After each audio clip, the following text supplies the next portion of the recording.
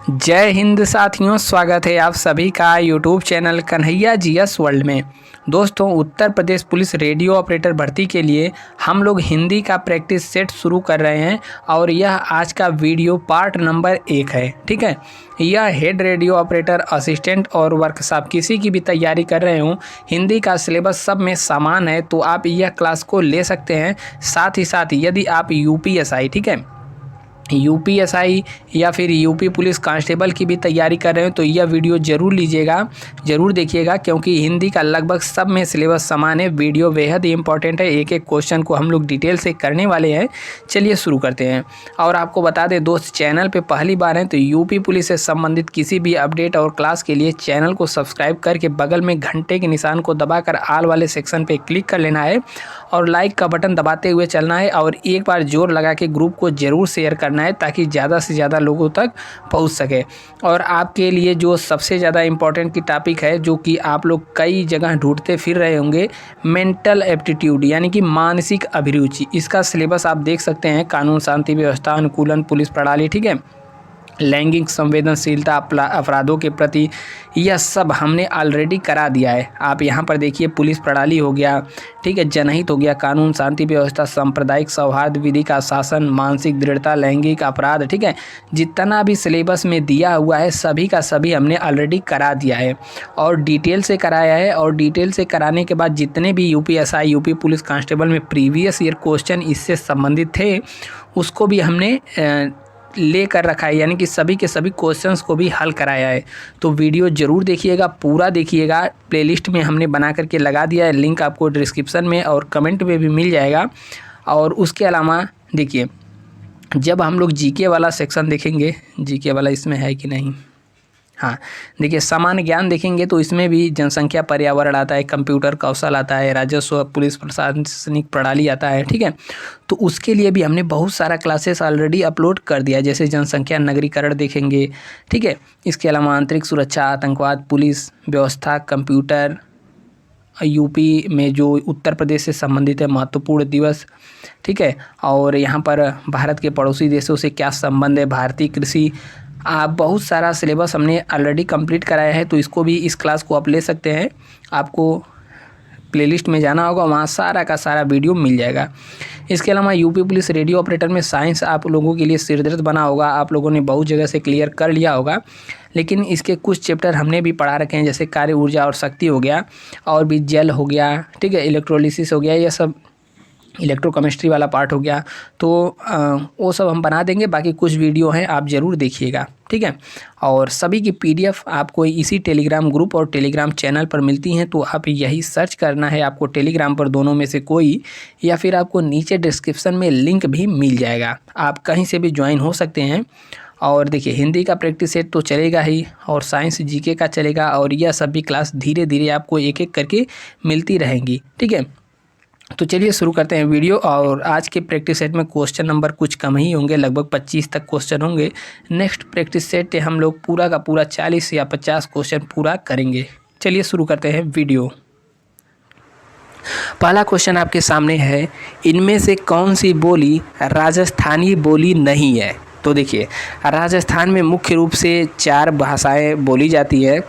देखिए, यहाँ पर राजस्थान की बात करें तो राजस्थान में कौन कौन सी होती हैं। यहाँ पर इस साइड को हम लोग पूरब मानते हैं, इसको पश्चिम, ऊपर उत्तरी और नीचे दक्षिणी। तो राजस्थान में जो पूर्व में भाषा बोली जाती है इसे हम लोग कहते हैं जयपुरी, ठीक है, जयपुरी, या फिर इसको ढूंढाड़ी भी कहा जाता है। और पश्चिमी राजस्थान में जो बोली जाती है इसे हम लोग कहते हैं मारवाड़ी, ठीक है। इसको भी याद रखिए, बहुत पूछता है क्वेश्चन, जयपुरी।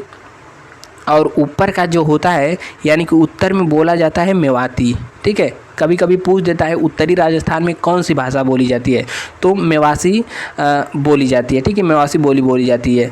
और नीचे जो हो गया यह मालवी, ठीक है, मालवी। तो मेवा माल यानी कि मेवाती, मालवी, जयपुरी या फिर ढूंढाड़ी, और यहाँ पर हो जाएगा मारवाड़ी, ठीक है।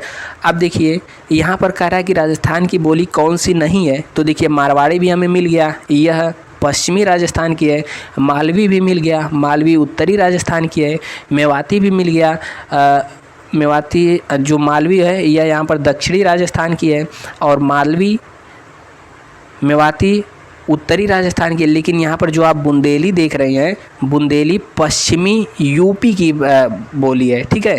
तो पश्चिमी यूपी की कौन है? बुंदेली। तो यहाँ पर राजस्थानी बोली कौन सी नहीं है? तो ऑप्शन नंबर यहाँ पर डी हमारा एकदम सही हो जाएगा।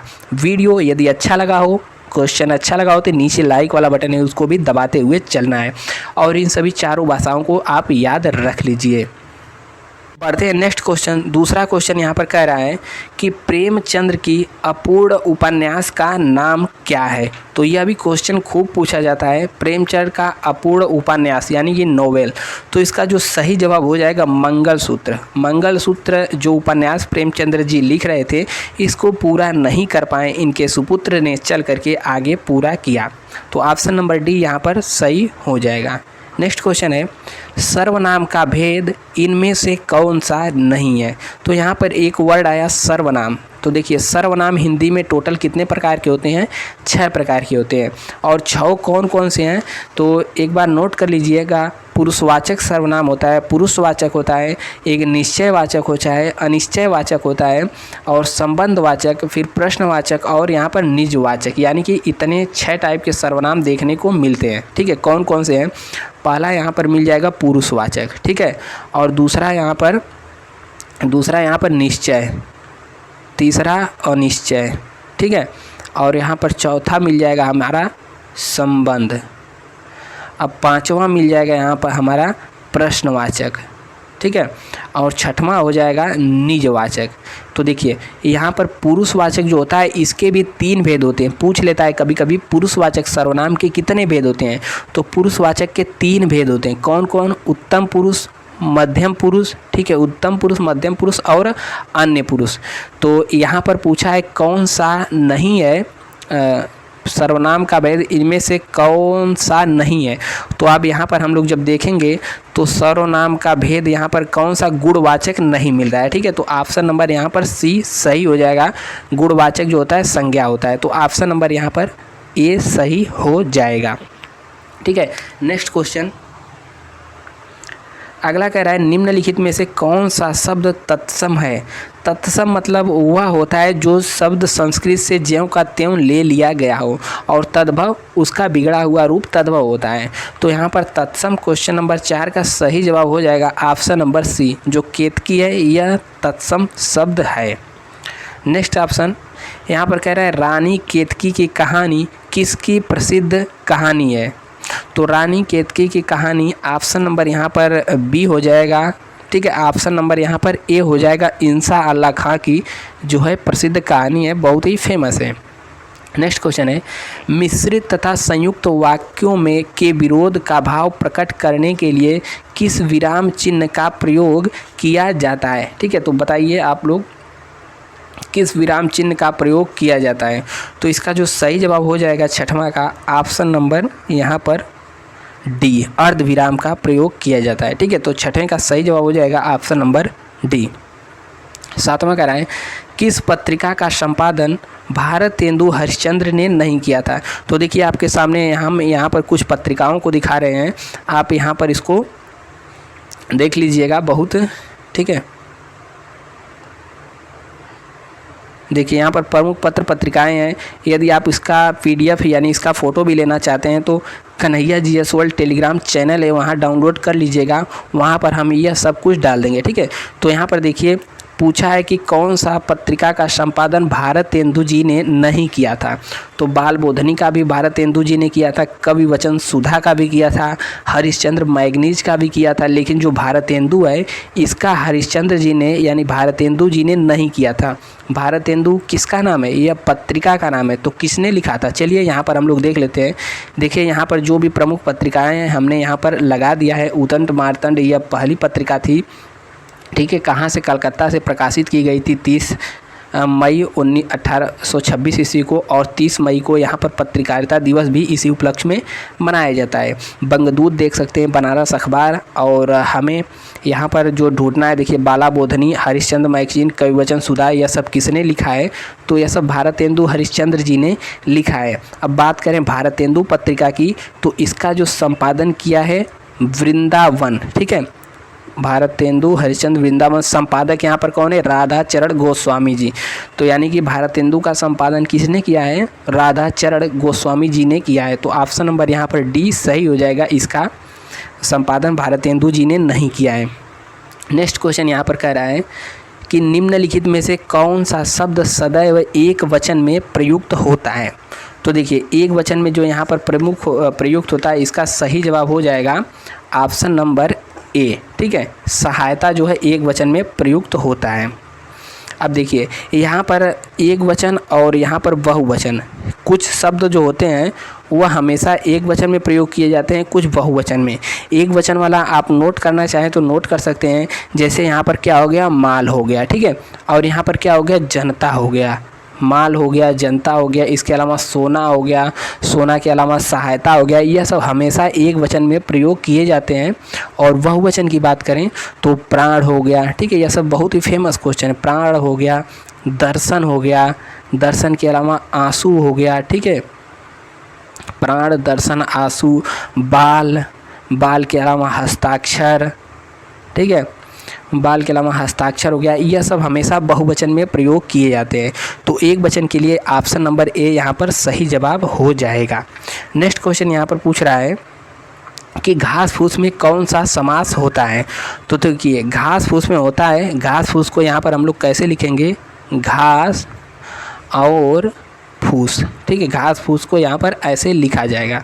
तो घास फूस में समास की बात करेंगे तो यहाँ पर 9वें का ऑप्शन नंबर यहाँ पर सही हो जाएगा, द्वंद्व समास। ठीक है, ऑप्शन नंबर बी यहाँ पर सही हो जाएगा, द्वंद्व समास, क्योंकि जो बीच में डैश वाला चिन्ह आता है यहाँ पर द्वंद्व समास का प्रयोग किया जाता है। बात करें समास की तो समास कितने प्रकार का होता है? 6 प्रकार का होता है।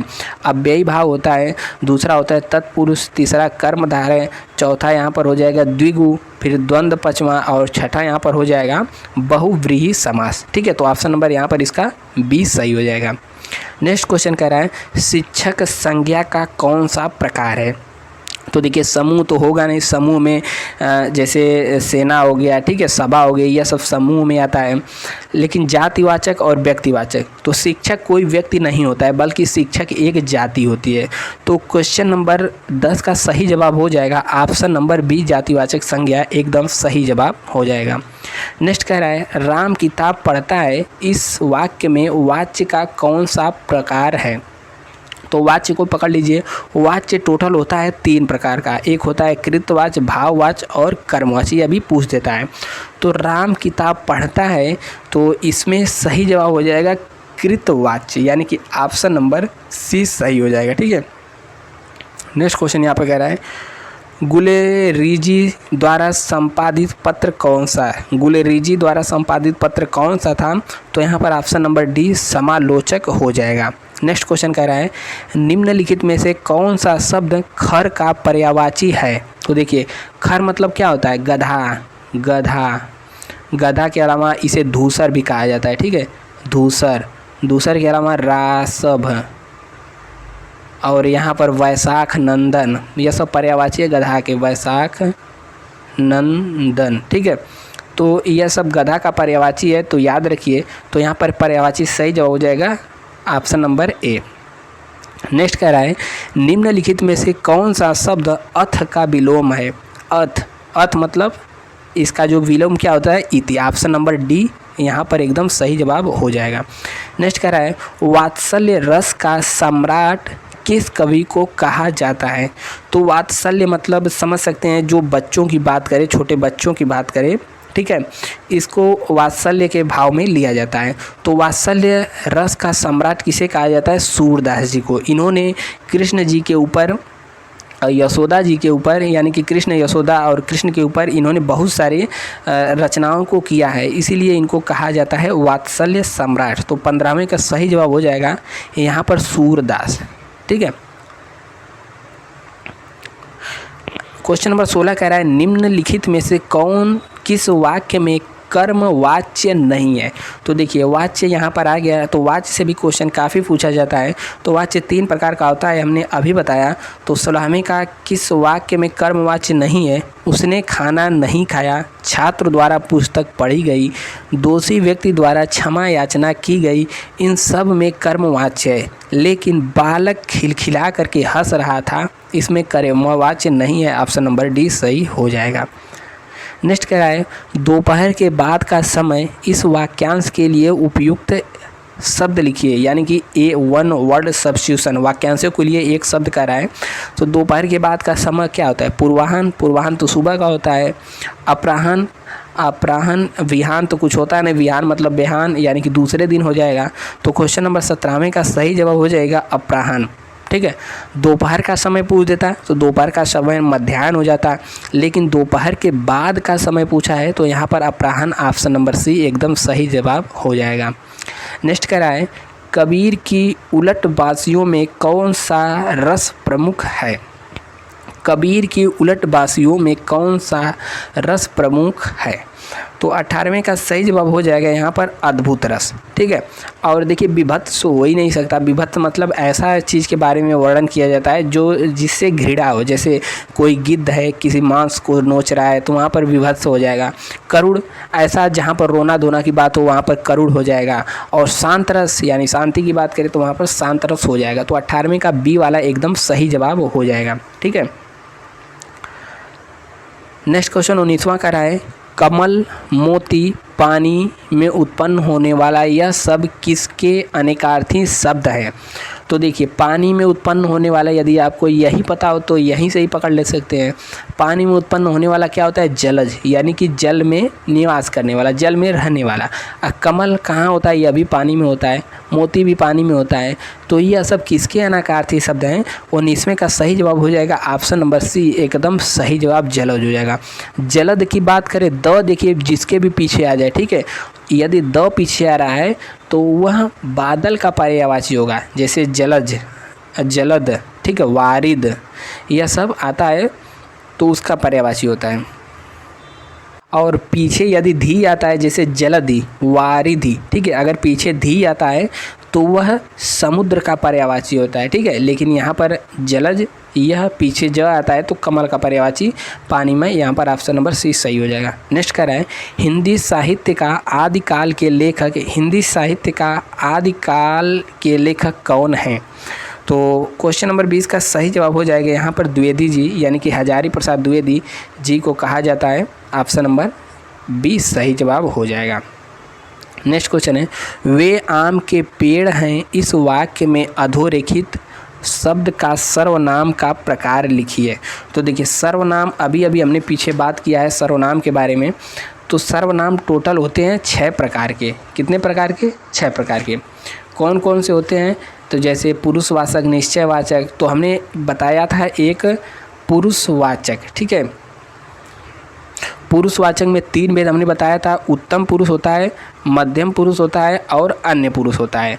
इसके अलावा जो निश्चयवाचक सर्वनाम होता है इसमें क्या क्या आता है? तो निश्चय वाले में जैसे यह आता है, ठीक है, यह आएगा, यह के अलावा वह आता है और ये आता है, ठीक है, वे, ठीक है, यह सब निश्चयवाचक सर्वनाम के अंतर्गत आते हैं। निजवाचक सर्वनाम में जैसे आप आएगा, ठीक है, आप मतलब अपने आप, और यहाँ पर स्वयं आएगा, यह सब निजवाचक सर्वनाम के अंतर्गत आता है। प्रश्नवाचक में क्या आता है, क्या के अलावा कौन आ जाएगा, ठीक है, और किसको आ जाएगा, यह सब प्रश्नवाचक सर्वनाम के अंतर्गत आता है। संबंधवाचक सर्वनाम में जैसे संबंध की बात करेगा, जो जाएगा सो, मतलब जो जागेगा सो पाएगा, तो यहाँ पर जो क्या हो गया? सो से कनेक्ट हो गया तो संबंध हो गया। तो जो जागेगा सो पाएगा, जो पढ़ेगा सो पास होगा, ठीक है, जो लाइक करेगा वीडियो सो खुश रहेगा। तो इस प्रकार से जो बीच में कनेक्ट कर दे तो उसी को हम लोग संबंधवाचक कहते हैं। तो वीडियो को लाइक करके, चैनल पे नए हैं तो सब्सक्राइब भी कर लेना है। तो इस प्रकार का क्या हो जाएगा? हमारा आपका बीच में बन जाएगा संबंध, ठीक है, सब्सक्राइबर हो जाएंगे। तो यहाँ पर संबंधवाचक सर्वनाम हो जाएगा। और जो 2-3 प्रकार का होता है, जैसे प्रश्नवाचक तो हमने बता ही दिया, निजवाचक हो गया, और निश्चयवाचक सर्वनाम में क्या होता है, कोई निश्चित शब्द की बात करता है। अनिश्चयवाचक में तो वहाँ पर ऐसी बात की जाएगी, वहाँ पर अनिश्चय का भाव रहेगा, ठीक है। तो इस प्रकार के सर्वनाम को हम लोग कहते हैं। तो यहाँ पर पूछा क्या है, वे, तो वे किस में आ जाएगा, निश्चयवाचक के अंतर्गत आ जाएगा। तो यहाँ पर सही जवाब हो जाएगा ऑप्शन नंबर ए, ठीक है। अब नेक्स्ट क्वेश्चन नंबर 22 का है, जाके प्रिय न राम वैदेही ताजिए ताहि कोटि वैरी सब जदपि परम स्नेही। जाके प्रिय न राम वैदेही तजिए ताहि कोटि वैरी सम जदपि परम स्नेही। पूछ रहा है यह प्रसिद्ध उक्ति किसकी है, यानी कि इसकी रचना, इसको किसने लिखा है। तो 22वें का सही जवाब हो जाएगा तुलसीदास जी ने। तुलसीदास जी ने यह लिखा है। और हनुमान चालीसा की बात करें तो यह भी तुलसीदास जी ने लिखा है। तो नेक्स्ट क्वेश्चन नंबर 23 कह रहा है, तरल का विलोम होगा। तो तरल का विलोम एकदम आसान, 23वें का सही जवाब हो जाएगा ठोस। कोई चीज़ तरल है तो उसका विलोम हो जाएगा ठोस। ऑप्शन नंबर बी यहाँ पर एकदम सही जवाब हो जाएगा। नेक्स्ट कह रहा है, हिंदुस्तानी भाषा का रूप है, यानी हिंदुस्तानी भाषा का कौन सा रूप है। तो हिंदुस्तानी मतलब पूरे हिंदुस्तान की। तो दक्षिणी यानी कि दक्षिण भाषा की बात करें तो यह इकलौता दक्षिण को पकड़ लिया तो नहीं होगा। संस्कृत निष्ठ यह भी पूरे हिंदुस्तानी भाषा के अंतर्गत नहीं आता है। अवधि ब्रज का मिश्रित तो यह भी नहीं। इसका जो सही जवाब होगा 24वें का, इसका सही जवाब होगा हिंदी उर्दू मिश्रित, ठीक है। ऑप्शन नंबर यहाँ पर डी सही जवाब हो जाएगा। नेक्स्ट कह रहा है, निम्नलिखित में से कौन सा शब्द स्त्रीलिंग है।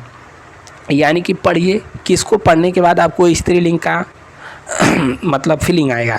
स्पर्श, कि हमने किसी चीज़ को स्पर्श किया, तो किया, स्पर्श किया, यह पुल्लिंग का भाव दे रहा है, ठीक है। लेख, हमने लेख लिखा, ऐसा तो नहीं सुनते होंगे कि हमने लेख लिखी, ऐसा तो कहते नहीं। तो लिखा से हमने लेख लिखा, पुरुषवाचक यानी कि पुल्लिंग में आ जाएगा। दुख,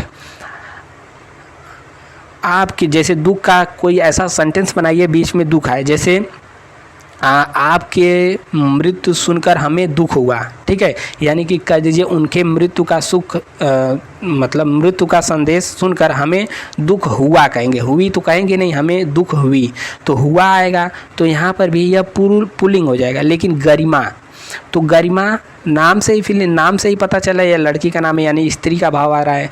तो यहाँ पर सही जवाब हो जाएगा ऑप्शन नंबर डी। स्त्रीलिंग कौन सा है, ऑप्शन नंबर डी यहाँ पर एकदम सही जवाब हो जाएगा, ठीक है। जो आज हमने क्वेश्चन रखा है, आज हमने काफ़ी कम क्वेश्चन रखा है। हमने कहा पता नहीं पसंद आएगा कि नहीं प्रैक्टिस सेट।